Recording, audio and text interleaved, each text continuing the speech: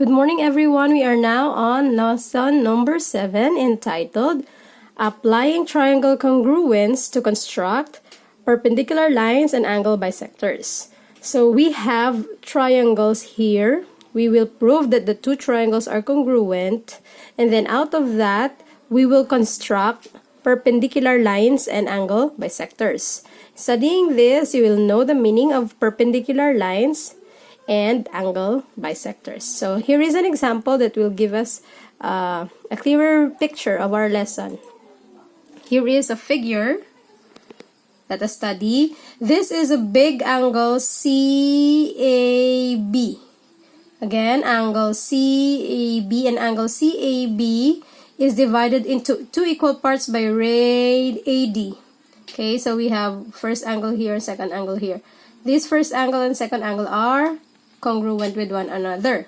And then we have this point D here in ray AD, which is equidistant to point E there and point F here. So when we will attach them, we can form a perpendicular lines. Also perpendicular lines, okay? And we will know that these are perpendicular lines because they form right angles. Also on the second angle. There. Perpendicular lines. Okay. Here is the description. Ray AD is the bisector of angle CAB. Here is ray AD and it bisects angle CAB into two equal angles. It is called bisector because it divides this big angle CAB into two equal angles. We have angle CAD and angle DAB. Okay. Ray AD divides angle CAB into two equal angles. Here is a big angle divided by, okay, big CAB, angle CAB divided by into two equal angles. So we can say that ray AD bisects or the bisector of the angle CAB. Si ray AD, gintunga niya si angle CAB into two equal angles. Okay. When we say bisector of an angle, example 100 be ang imo CAB, or let's say this is 80 degrees. Kung si ray AD is the bisector of this big angle CAB, gintunga niya ang 80 degrees into two equal angles. So this will be 40 degrees and the other is 40 degrees. Equal ginaya. So bisector of an angle bisects the angle into two equal angles. Then point D here in the center. Point D is equidistant to ray AF and ray AC.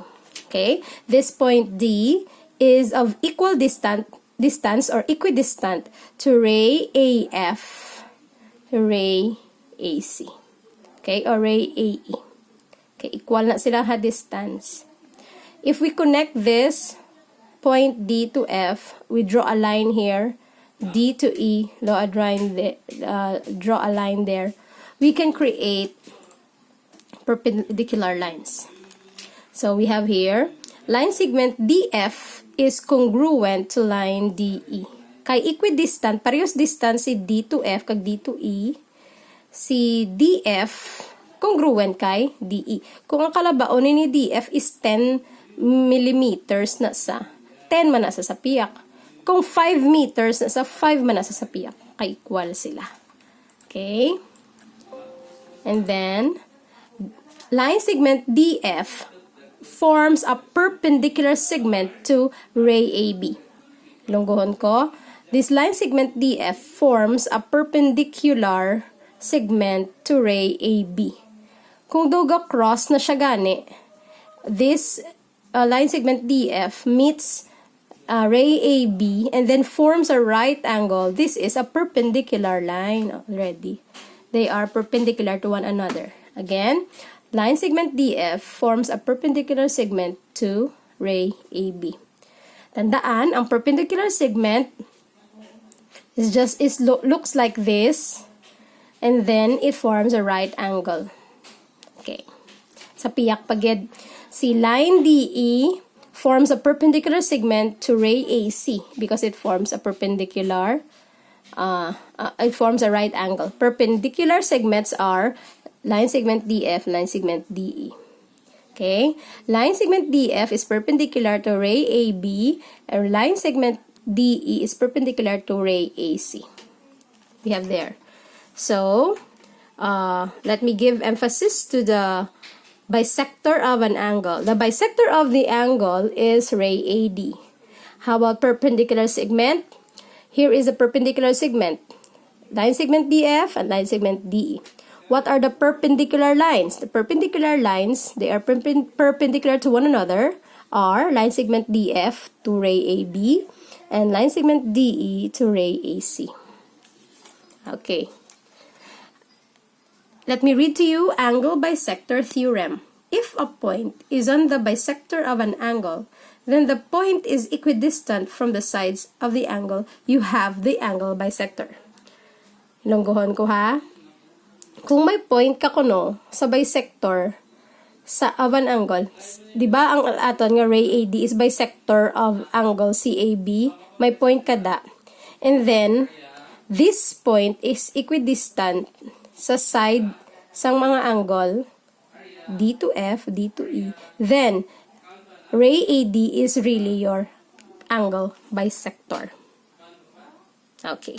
Thank you very much for listening. I want you to repeat on watching this video so that you'll understand, so that you can answer this. Okay, let me discuss anay sa inyo paano ni.